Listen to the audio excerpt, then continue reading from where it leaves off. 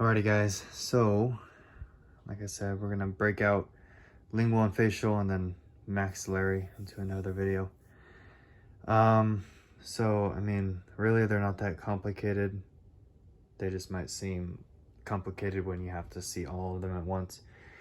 So here we have the lingual. I'm gonna do lingual first. Comes off that ECA. So this is some anatomist like. We're doing the like part. So ECA. So think dorsal, think back of the tongue, or like dorsal is like the fin of an animal.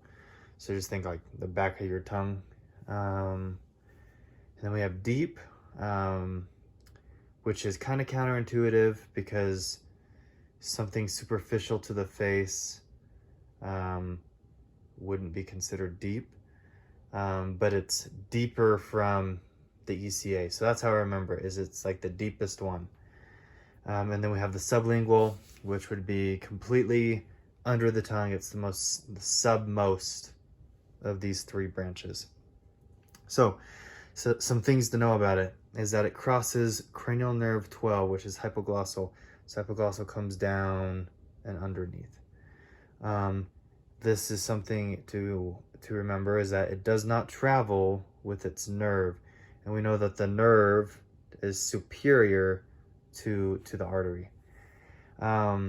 This is that one picture that we've had to talk about so many times, is that it's between the genioglossus and the hyoglossus. And I'm sure that will show up on the exam. And then we have that it supplies the tongue, which is kind of a no-brainer. It's suprahyoid, right? And so the sublingual, all these branches are coming down towards the hyoid.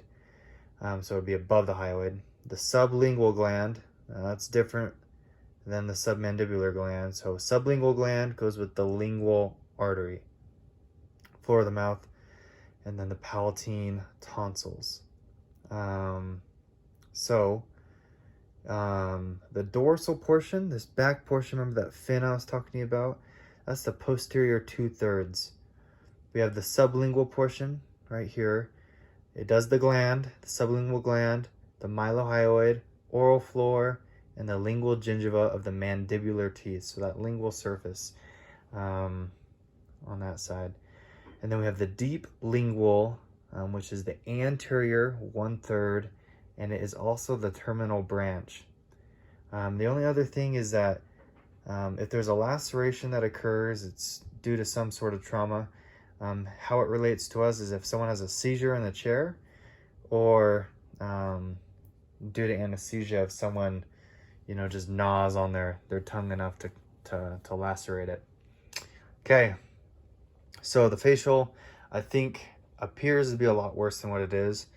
We have this acronym. I don't know if you can see it, but it's TAGS ISLA. It's pretty simple. I think it's fairly easy to understand if you can just remember it. And how this works out is you can put it in pairs of 2. And that's really the easiest way to remember it. So think tonsiliar branch and ascending branch. They both go to the palatine tonsils. So if you can get the T, then you can get the tonsils, right? And so you can get this branch down. And then just think whatever is close to the tonsils, the soft palate, the pharyngeal wall, the auditory tube. It's also called the pharyngotympanic tube or the eustachian tube, just the other names for it. It's glandular is the next portions, and what would you know that these two match up? They go to the submandibular gland.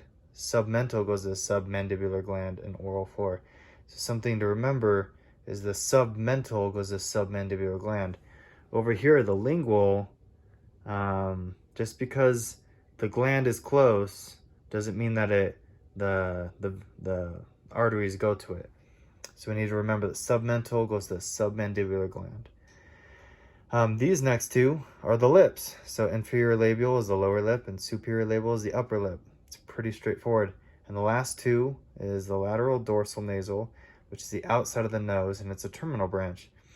And then we have the angular, which is the nasal root or medial eye, so it's up higher, superior, and an anastomoses with the ICA, and it's that ophthalmic portion of the ICA. So remember the ophthalmic or ophthalmist doctors, They that one is the ocular and the optic, I believe. I don't remember exactly, but that's what an anastomose is with. Some things to remember is that submandibular gland, which I had mentioned, this one also has a very tortuous pattern. It's very lateral. It's like on the lateral side of the of the of the mandibular teeth, and that also provides blood supply to the muscles of facial expression.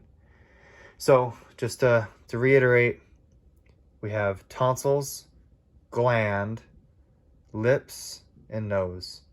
So we can break all those up into twos, and so that's this part 2.